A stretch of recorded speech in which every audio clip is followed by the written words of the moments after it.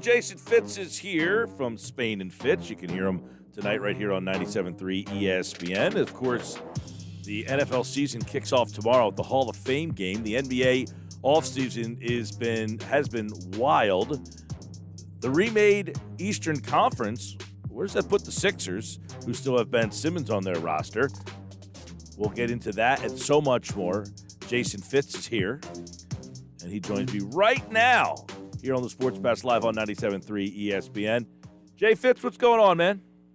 Man, just living that dream. And, you start talking about everything that's coming up, and it just reminds me how suddenly, I don't want to take for granted how normal sometimes. I mean, we have these conversations about COVID, but, it's nice to be going into a season saying, hey, we've got all these things going on and feel confident that we're going to get some of them. So it's an exciting time. Right, and the reason it is an exciting time is because of the fact that everything kind of got pushed back. I mean, normally we would be in the dog days of summer with just baseball kind of going on, but because of the unnormalcy of last year, it has put us in this situation here. So let's start with what happened in the NBA over the last 48 to 72 hours, where the Lakers have signed just about everybody, and the Eastern Conference seems to be very deep all of a sudden.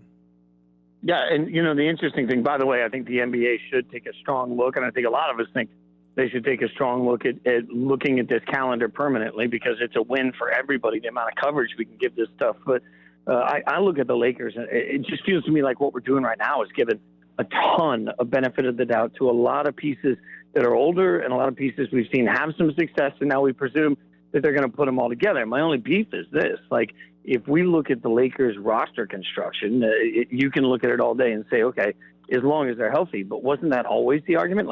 If AD and LeBron are healthy, no matter what happens around them, they're going to be the best team in the West. And if AD and LeBron aren't healthy, they're not. I don't think that any of these moves changed much of that reality. So while it's really cool to sit back and say, oh, look at the Lakers, I'm not sure that I see the Lakers that much differently, even if they're more talented, than I did in the final spin of it. And on the East, what we see is a lot of teams that I think have looked at what the Knicks and Hawks did and said, hey, what we need to do is make a push to at least being relevant. And that's good for the conference overall, but it also is just good for some of these fan bases. Like Sarah talks a lot about Chicago. I mean, I don't know that the Bulls are a great team, but they're certainly an interesting team, and they can certainly expect to come in and battle for a 4 or 5 seed in the playoffs, and that's a long time coming for that fan base. So I think there's been a lot of interesting things for the NBA in the last 48 hours. Yeah, now that is, the Bulls, they go out and get Lonzo Ball. They've already got Zach LaVine. They've got Vucevic, who they had in the past. So that team at least has become interesting. They were terrible, and now all of a sudden, okay, Ball, Zach LaVine's going to be a little bit more of a veteran now. Lauri Markkanen, if he can get back, that's an interesting team. What about the Knicks getting Kemba Walker? Does that do anything? No, it doesn't do enough for me. I mean, I think, but this is sort of where the Knicks are and where a lot of the logjam is. As you were coming in, you said, what's all this mean for the 76ers? I would argue that if I am Brooklyn, Milwaukee, and Philadelphia, there has been nothing that's happened in the last 48 hours that changes my reality. I think what the Knicks did in going out and getting Kemba makes them maybe a little bit better, but it doesn't bridge the gap towards where they need to be. And they can have all the money all day to spend, but I just don't know that there were the people in this class that were going to suddenly make that an epic team that was going to, leapfrog over Philly or Milwaukee or obviously Brooklyn if they're healthy. So the Knicks, they're sitting where they are. They're just like Atlanta at this point. They're going to be fighting for a 4. That's interesting. Also, because it's funny you bring that up. I had mentioned the other day, Miami goes out and they get Kyle Lowry, and today they brought back Victor Oladipo, who's been hurt a lot. But is it Jimmy Butler, Kyle Lowry, healthy Victor Oladipo, Bam Adebayo scare anybody? Yeah, and that is one, as you said, Miami, I thought that I overlooked the Heat. I will give them credit. I think the Heat put themselves in a situation where, they are very good. So, yeah, I think that does at least perk up a little bit of fear, not just because of how good those players are, but they have a little bit more depth than some of these teams have, right? And so that's been, I think, the biggest issue that you could say for, obviously, Brooklyn, for example, is that they've had, their superstars, but they just didn't have enough other pieces around them. I think if I'm Milwaukee right now, I'm looking at, Miami saying, hey, Miami might be a better version of who we are other than Giannis. So, I think Miami might be one of the few teams that has taken a step forward. All right, I want to go to football because tomorrow night is the Hall of Fame game. It's back. So I would like for you to put in perspective. I think sometimes we have a hard time kind of understanding the fact that Tom Brady is going to be 44 years old and has no intentions of slowing down anytime soon. And the fact that we are living in it and watching it and have consumed it all, do we really understand and appreciate what we're watching? No, not at all. And, I think this is a little bit of the LeBron conversation, too. Like, at some point, what's happened is we've become so galvanized on hatred for Brady being any other team's quarterback. Because let's all be very real. If he was our favorite team's quarterback, he would be a god, right? But because he came from the New England thing, and because there was this perception of Tom for years, and because we all have this reality that he's married to one of the most beautiful women in the world, and she's the actual breadwinner. Like, there's just so many things about Tom Brady's life that doesn't feel fair. Like that we've let that skew us. But let's all be very honest. When we're 70 sitting around and somebody's telling us about another quarterback, we're all going to say, not as good as Brady. I watched Brady, and I think we have to step back and appreciate that. While it took a few weeks for them to get it figured out, I mean, Brady at this point, why would he consider stepping away? Bruce Arians does a great job of tailoring his offense to his quarterback. He lets his quarterback have a ton of, sort of power in the way everything's run. And Tampa Bay was already an incredibly talented team. So, if I'm the Bucs, I look at it and say, I'm running it back with a quarterback that may be able to play for another 2 or 3 years. I mean, we haven't even gotten to the part where it's uncomfortable to watch him. Like the last couple of years of Manning, we knew was uncomfortable to watch, but we were like, hey, it's still Peyton. We haven't even gotten to that with Tom. So, what's to say he can't play another 5 years and keep kicking all of our butts? That would be unbelievable. And when I saw that he was 44 yesterday, I said, I couldn't even imagine. I mean, I'm 44. I couldn't imagine doing what he does and playing at the level he does. Speaking of some oddities here, how about the whole situation of what's happening in Indianapolis with Carson Wentz and how Nick Foles' name has popped up there? If you are the Colts, are you going down the Nick Foles road to replace Carson Wentz? Maybe, but man, and Chris Ballard, the GM of the Colts, is somebody I've given a lot of praise to because he got a roster that was basically a quarterback and nothing else, and he ripped that thing apart and has rebuilt it and done a really nice job with it.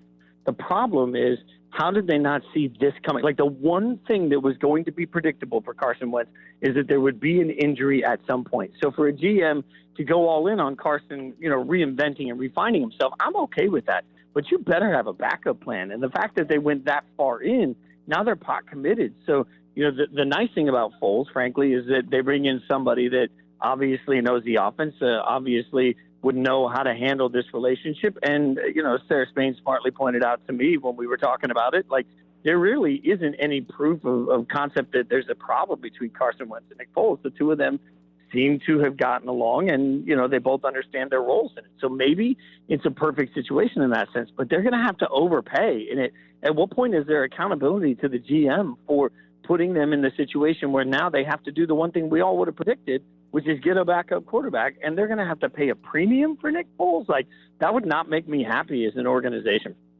So let's play this out and have a little fun, should we, Jay Fitz? I mean, obviously, Foles gets traded there. He's 6-1. Now what? He stays in. I mean, and let me say, like, I can't believe I'm saying this, but, like, to be real, I think the Colts have one of the 2 or 3 best rosters in the NFL, top to bottom. So Nick Foles would be going to the Colts with an opportunity to win a Super Bowl, which is ironic in and of itself. Like, I feel like for the rest of his career, somebody should be required to sign Carson Wentz first and then sign Nick Foles, because that's obviously the way that you win a Super Bowl, right? Like, you make sure that one comes in after the other. But I mean, I look at all of that and think, yeah, I mean, if he's 6-1, I mean, the Colts are so good, and the Quentin Nelson injury is going to be substantial. But let's not get it twisted. Like, this is a team that will run the ball down anybody's throats, and Taylor's turned out to be a really good running back. They have one of the best lines in the league. They have weapons. They have one of the best defenses in the league. Like, they'll be able to hang on and win games they shouldn't win with a backup quarterback in. So, I mean, I think that most backup quarterbacks we've heard speculated have the ability to win several games there. So nothing gets easy for Carson at this point. Okay, Jason Fitz is with us. College football is going bonkers right now. Oklahoma, Texas, they're going to go to the SEC. What's next for college football? Is this going to be epic or an epic fail? So that's a really great question, the way you posed it. Like, it's going to result in epic change to the way college football looks, but I don't think it's going to result in epic change to the actual game, which is an epic fail. So, like, because hear me out on this. I mean, the Big 12 and the Pac-12 have to merge. They have to come together realistically. Otherwise, for anyone that thinks that Memphis, Cincinnati, Houston, schools like that going to the Big 12 fixes anything, I mean, all that's going to make the Big 12 is a glorified Group of Five conference, right? Like, so that's not going to be enough for them. The only brands that will help them are Oregon and UCLA and USC. Like, you go out and you get those with the Pac-12 merger. So I could see that happening. But here's the part of it we're not talking enough about. Like, Texas and Oklahoma are going to get beaten badly by Alabama every year once they join the SEC. So what was the point? Like, and now we've got this weird world where if you're a Tennessee fan, for example, you're the fourth best team, you know, even on a best year, you're a fourth best team in the SEC one year because everything's looked great. Well, you have a harder life to get to the playoffs than a Power Five or a Group of Five school would that gets an automatic bid, right? Like, so if the playoff expansion thing goes through where, you know, the highest ranked Group of Five school has a real shot, we could see a world where coaches are being fired left and right because they can't compete in the SEC or the mega conference. And in the meantime, you got a coach sitting over here at Houston that's just going to the playoffs every 3 years. It's a weird world that won't change the final product on the field. I think it's going to leave college football fans really frustrated that certain teams through all of it are just better than everybody else still. Yeah, because you wonder, you know, all right, Texas and Oklahoma are the two biggest brands, but Oklahoma has been, but Texas hasn't really been a top-level team. So there's other teams in that conference who are saying, now what do we do? So what happens with all of the leftovers? Yeah, well, and that's, I mean, I think you're looking at the rest of the conference. They're going to have to try and find some way. I think the Big Ten will pick up a couple of scraps across the way. Like, Baylor's got a really good program at this point across the board. Like, Baylor should be enticing to some people, you know, but it's not going to be easy. And, you know, as you mentioned, Oklahoma's been pretty good. Oklahoma's been pretty good feasting against Big 12 defenses. Like, I just don't trust that Oklahoma, and that, you know, as great as they have been and Lincoln Riley's been in quarterback development, I just don't know that Oklahoma can put up those sorts of numbers and stats and looks against, you know, even the LSU defenses across the country, which bad last year, but will be back this year. Like, I just think, you know, you look across the board at what we're going to see. We're going to find out that a lot of these Big 12 teams weren't very good. They're not all that appealing. I don't know that they make the Big 10 that much better. So, you know, other than trying to figure out where Notre Dame goes, I think the balance of power in the college football world has been established. It will be the SEC for the rest of our lives. Well, that seems right. Like, and they're talking about doing what, like these 16-team conferences or these 12-team, whatever it was, and just having like 4 of them. But it's then how do you figure out who's going where? How long does it take to get there? We're still talking about expanding the playoffs while all this is happening. This is a very pivotal situation, it feels like, for that sport. And also remember, on top of all of that, the sport had an opportunity last year in COVID to work together to come to one set of protocols, one set of rules. All of these commissioners came together, and they decided instead they were going to make it the Wild Wild West because they had too much ego and pride, and each conference was going to do what they wanted because nobody tells them what to do.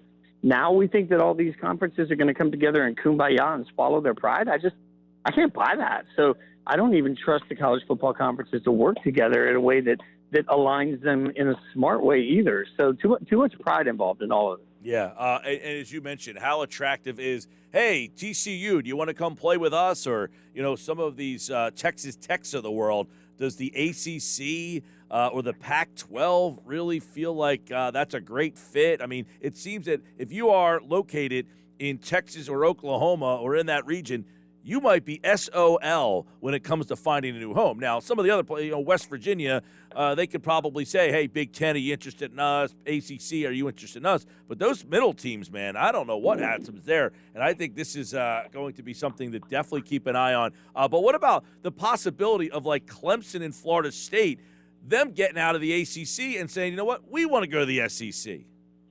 Well, I would have a hard time believing they actually make it to the SEC because of the revenue and the amount of money. But also what happens through all of this is, what does the ACC have to do to make sure that they now make those programs happy, right? Like, so it becomes, that's the other sort of arms race that we're going to see right now. Like, we understand that at this point, if you're the Big Ten, you're looking around saying, how do we make sure that we don't get Big 12? And the ACC is going to have to say, how do we make sure we don't get Big 12? I mean, if we're really going to look at all of this, like what prevents, I don't know, the Clemsons and Florida States of the world and the North Carolinas and Dukes from going to then Ohio State and Michigan State and saying, hey, let's form our own group. Like at this point, it is the Wild West. And if that's the way it's going to be, then every conference needs to make sure that they're sort of respecting the 2 or 3 brands that actually make their conference tick, because without them, what we've learned throughout the course, like I would say the same thing for the Big Ten. Like Indiana football isn't something anybody's going to give a damn about if Ohio State and Penn State aren't part of that conference. So, everybody needs to be worried. August 28th, college football is back. And if you were on the video today, you would see that I'm wearing a Syracuse T-shirt today. That would be my college pick today. That is well done, and I will shamelessly start to promote this with you all the time. But on Saturday nights, I'll be doing a college football show on Twitter and YouTube and the ESPN app called the College Football Show. That's a nightly. Every Saturday night, we'll be recapping all the action and setting the stage for the big Saturday night game on ABC. So I'll be all over this all season. Love it, love it, love it. Can't wait for college football to come back. It's Nebraska, Illinois, that first game on the 28th. Can you tell I'm ready? College football, Jason Fitz, Spain and Fitz, 7 o'clock here on 97.3 ESPN. All right, Jason Fitz, take care, bud. Thanks, brother. Have a great week.